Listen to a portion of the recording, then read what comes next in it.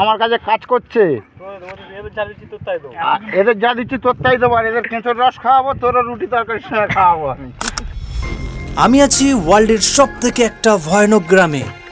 এখানকার মানুষ চাষবাস আর মাছের উপর জীবন নির্বাহ করে থাকে। গ্রামটি হলো সুন্দরবনের মধ্যে, আর আমি এখন এদের সাথে তাল মিলিয়ে ছিপে মাছ ধরার চেষ্টা করব। বহু অপেক্ষার পর বেশ কয়েকটা মাছ ছিপে ধরা দিল।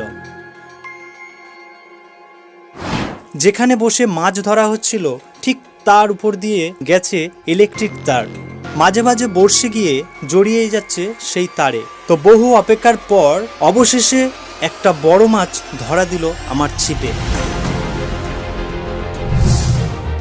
এই ছিল ভিডিও, আর ভিডিওটা ভালো লাগলে অবশ্যই লাইক, কমেন্ট, শেয়ার আর সাবস্ক্রাইব করতে ভুলবে না।